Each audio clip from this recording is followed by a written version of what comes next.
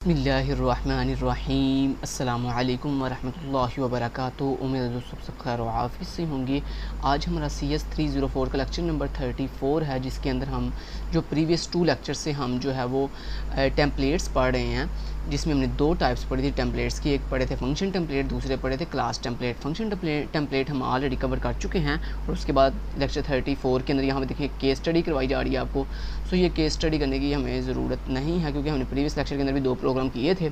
सो अब हम चलते हैं डायरेक्ट। अगला जो टॉपिक है इस लेक्चर के अंदर, जो इम्पोर्टेंट एक ही टॉपिक है, और वो है जी क्लास टेम्पलेट। क्लास टेम्पलेट कैसे बनाए जाते हैं। अब हम चलते हैं क्लास टेम्पलेट पे आ जाते हैं और देखते हैं क्लास टेम्पलेट कैसे बनाए जाते हैं। तो ये आ गया दोस्तों टॉपिक आपका क्लास टेम्पलेट। सो इस चैप्टर के अंदर क्लास टेम्पलेट ही आपने पढ़ने हैं। अब आपको क्लास टेम्पलेट का प्रैक्टिकल आना चाहिए। तो इस चैप्टर के अंदर आपको जो पेपर में क्वेश्चन आ सकता है वो आ सकता है कि class template, what is class template, class templates क्या होते हैं। और उसके बाद आपको ये कहा जाता था कि क्लास टेम्पलेट को यूज़ करते हुए आपने एक प्रोग्राम क्रिएट कर लेना।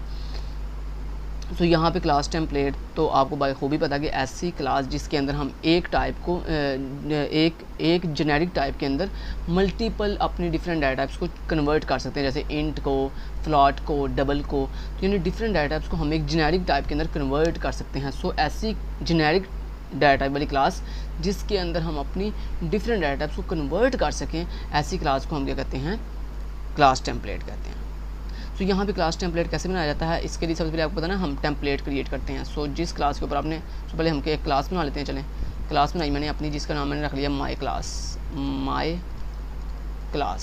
ठीक है जी, ये मेरी क्लास का नेम है और इस क्लास को मैंने टेम्पलेट क्लास बनाना है। दोस्तों जिस क्लास को टेम्पलेट क्लास बनाना हो उस क्लास के शुरू पे हम लिखते हैं टेम्पलेट और आगे लेस देन, ग्रेटर देन, और उसके अंदर लिखते हैं क्लास और फिर अपने टेम्पलेट का नाम। तो लेट से मेरे टेम्पलेट का नाम है टी। ओके। अब दोस्तों आपने इस क्लास के अंदर ये जो टी है ये बेसिकली आपकी टेम्पलेट का नाम है, यानी जेनेरिक टाइप है। अब ये जेनेरिक टाइप में आप किसी भी टाइप को कन्वर्ट कर सकते हो, इंट को, फ्लॉट को, किसी को भी।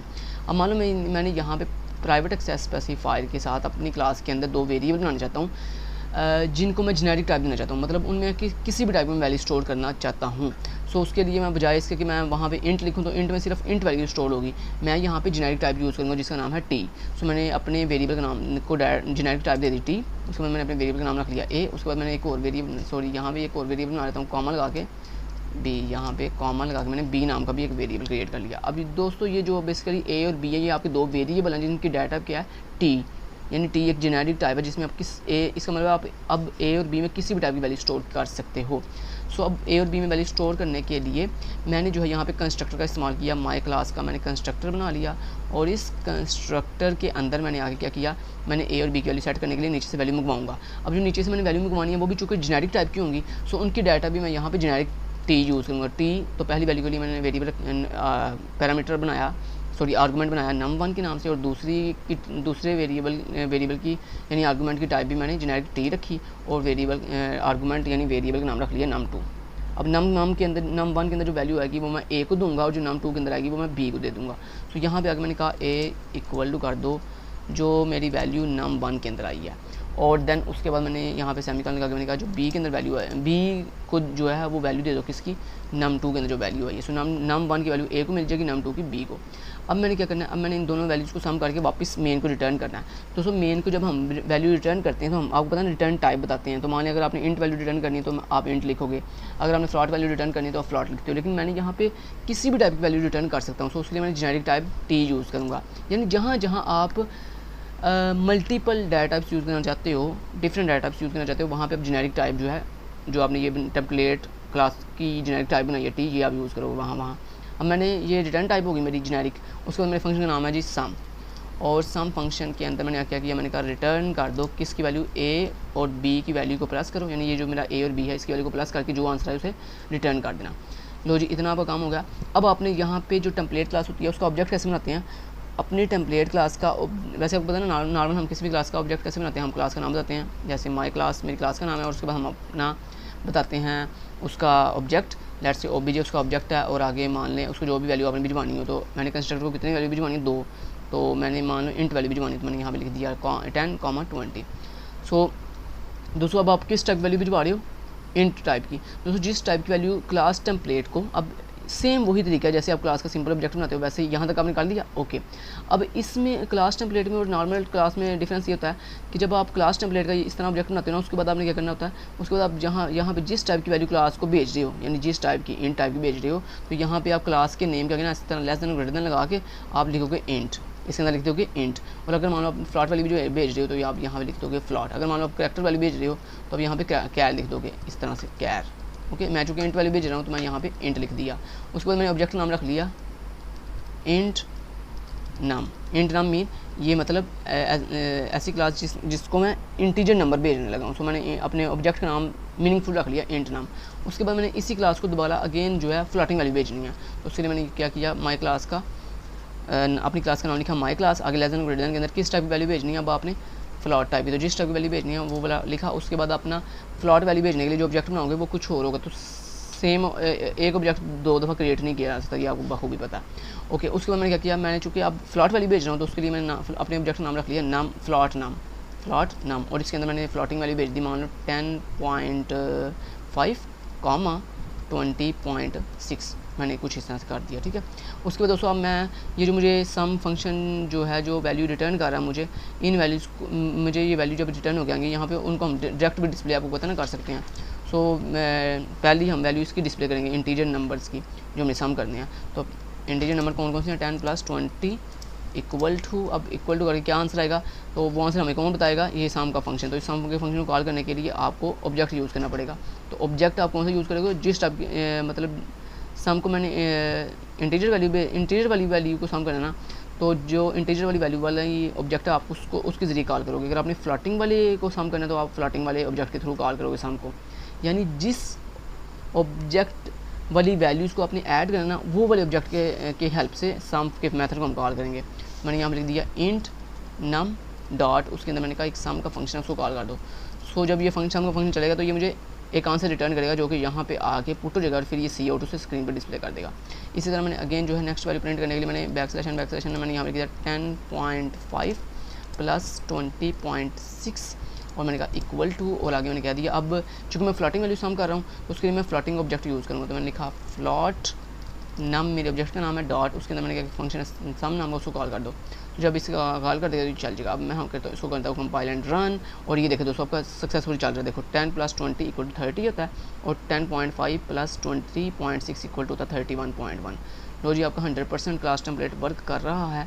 अब नेक्स्ट इसके अंदर एक कंसेप्ट ये भी आता है कि मान लो आपको टीचर कहते हैं कि आप पेपर के अंदर कि आपने ये जो क्लास टेम्पलेट के अंदर ये जो कंस्ट्रक्टर है या फंक्शन है क्लास टेम्पलेट की, इनको क्लास से आउटसाइड द क्लास यानी क्लास से बाहर आकर डिफाइन कर सकते हो तो करो, इनको क्लास के अंदर डिफाइन नहीं करना। तो दोस्तों कैसे डिफाइन करेंगे, सबसे पहले आपका ये जो कंस्ट्रक्टर है ना इसको आप क्लास से बाहर लेके आओगे। सो क्लास से बाहर आने के लिए कैसे करेंगे वो आपको बता देता हूँ। उसके लिए आप अपनी ये बॉडी जो है ये ख़त्म कर दोगे ऐसे बॉडी, क्योंकि आपको उसने सर ने क्या कहा है क्लास से बाहर जाकर डिफाइन करना। तो जब क्लास से बाहर जाकर डिफाइन करते हैं ना किसी चीज़ को, फिर उसके कंस्ट्रक्टर को अगर डिफाइन बाहर जाकर करें तो फिर कंस्ट्रक्टर का सिर्फ नाम बताते हैं क्लास में, आगे राउंड ब्रेसेस में उसको जितनी टाइप की वैल्यू भेजनी हो उतनी टाइप सिर्फ लिखते हैं, सिर्फ उतनी टाइप। तो मैंने पहली वैल्यू जेनेरिक टाइप की लेनी है तो मैंने टी लिख दिया कॉमा टी, यानी सिर्फ डाटा बताते हैं, उतनी डाटा बताते हैं जितनी वैल्यू हमने लेनी है। दरमियान में कॉमा आता है उस लास्ट में सेमीकोलन, चूँकि हमने सर जस्ट डिक्लेयर करना था। उसके बाद इस तरह ये सम के फंक्शन को भी हमने जस्ट डिक्लेयर करना था। तो डिक्लेयर करने के लिए आप लिखोगे रिटर्न टाइप, उसके बाद सम का फंक्शन का नाम राउंड ब्रेसेस और लास्ट में सेमीकोलन, बस। तो ये डिक्लेयर हो गया। अब इनको डिफाइन आउटसाइड द क्लास करना है। तो आउटसाइड द क्लास कंस्ट्रक्टर को डिफाइन करने के लिए पहले आप बताते हो कंस्ट्रक्टर, जिस क्लास का कंस्ट्रक्टर को आपने डिफाइन करने लगे उस क्लास का नाम। तो मेरी क्लास का नाम है माई क्लास। फिर उसके आगे हम फिर आगे अगर वो क्लास टेम्पलेट है, अगर तो वो सिंपल क्लास है तो फिर तो आगे डायरेक्ट रेजोल्यूशन ऑपरेटर आ जाएगा ना, और आगे फिर हमारी कंस्ट्रक्टर का नाम। तो मेरे कंस्ट्रक्टर का नाम है माई क्लास और उसके अंदर मैंने लिख दिया माई क्लास का नाम का जो मेरा कंस्ट्रक्टर है जो कितनी वैल्यूज ले रहा है, 2 वैल्यूज ले रहा है। तो टी टाइप की एक वैल्यू ले रहा है num1 के अंदर, फिर एक टी टाइप की वैल्यू ले रहा है num2 के अंदर। फिर उसके बाद आपने इसकी बॉडी बनाई और उसमें लिखा a = num1 की वैल्यू दे दो और b को इक्वल कर दो num2 की वैल्यू के। ठीक है जी, इतना कर लिया आपने। लेकिन चूँकि ये दोस्तों एक क्लास टेम्पलेट है, सो क्लास टेम्पलेट के अंदर जब हम कंस्ट्रक्टर के शुरू में क्लास का नेम बताते हैं तो उसके आगे हम वही तरीका जैसे यहाँ पे आपने किया था ना, ये लेस देन ग्रेटर देन लगाते हैं हम, और इस लेस देन ग्रेटर देन के अंदर हम बेसिकली अपनी टेम्पलेट क्लास का नाम बताते हैं। तो मेरी टेम्पलेट क्लास का नाम यानी ये जो जेनेरिक टाइप है टी, ये हम लिख देंगे। सो मैंने यहाँ पर लिख दिया टी। ठीक है जी, ये टी लिख दिया। ये टी लिखने के बाद अब आपने सिंपली क्या करना है, नेक्स्ट उसके बाद ये सम का फंक्शन डिफाइन करना है। सम का फंक्शन सेम डिफाइन करने के लिए सेम यही तरीका कि सबसे पहले रिटर्न टाइप बतानी है, तो रिटर्न टाइप कौन सी है, जेनेरिक टाइप टी, और उसके बाद क्लास का नाम my class, my CLASS class. आगे आपने लेस देन ग्रेटर देन के अंदर अपनी क्लास टेम्पलेट का नाम टी, और उसके बाद रेजोल्यूशन ऑपरेटर, और उसके बाद क्लास फंक्शन का नाम सम राउंड ब्रेसेस, और उसके बाद फंक्शन के अंदर जाके क्या करना हमने, वैल्यू रिटर्न करनी है ए और बी की, A + B। लो जी, सेम तरीका देखो वही जो ऐसे हमने क्लास में किया था, सिर्फ फ़र्क इतना है कि बाहर आके साथ क्लास का नाम भी बताते हैं। तो आगे लेस देन ग्रेटर देन लगा के, अगर क्लास टेम्पलेट है तो आगे लेस देन ग्रेटर देन लगा के हम ये टेम्पलेट का नाम भी बताते हैं। अब टेम्पलेट दोस्तों एक और चीज़ आपने याद रखनी है कि ये जो टेम्पलेट आपने क्लास बनाई है ना, ये जब आप क्लास से बाहर आके, अगर आप क्लास से बाहर आके अपने कंस्ट्रक्टर या क्लास के फंक्शंस को क्लास से बाहर आके डिफाइन करो ना, तो बाहर आके हर फंक्शन या हर कंस्ट्रक्टर के शुरू पे दोबारा से ये टेम्पलेट को डिफाइन करना पड़ता है। ये बात आपने याद रखनी है दोबारा से, मतलब यहाँ पे आप क्लास के जितने फंक्शन आपने क्लास से बाहर आके डिफाइन किए हैं, हर फंक्शन के शुरू पे आपने दोबारा से ये टेम्पलेट क्लास को डिफाइन एक दफ़ा ज़रूर करना होता है। ओके, ये याद रखनी है अपनी बात। अब मैंने कंपाइल एंड रन किया और ये देखो ये अभी भी मेरा 100% वर्क कर रहा है। ओके जी, सो ये आपका चैप्टर 34 कंप्लीट हो गया। तो मैंने प्रीवियस लेक्चर में बताया था कि आपके जो मोस्ट इंपॉर्टेंट लेक्चर्स हैं वो 32 33 तक ही थे, 23 से लेकर 32 या 33 तक आपने करने थे। उसके बाद ये जो नेक्स्ट इंपॉर्टेंट लेक्चर आपके स्टार्ट होते हैं 41 से 45 तक, ठीक है। ये जो दरमियान में है ना 33 34 से लेकर 40 तक, ये मोस्ट इंपॉर्टेंट चैप्टर्स नहीं है। फिर भी आपने इनके अंदर जो मैं सिंपल एक प्रैक्टिकल करवाऊँगा ना, ये जो लेक्चर 34 से लेकर 40 तक ये जो चैप्टर्स हैं, इनके अंदर मैं जो एक सिंगल आपको प्रैक्टिकल करवाऊंगा, इन प्रैक्टिकल को आपने फिर भी करके ज़रूर जाना, क्योंकि ये पेपर में आ सकते हैं। वैसे मतलब इतने इंपॉर्टेंट नहीं है जितने इंपॉर्टेंट लेक्चर नंबर 23 से लेकर 32 तक है, और लेक्चर नंबर 41 से लेकर 45 तक है। लेकिन thank you so much, till then guys, take care, अल्लाह हाफिज़।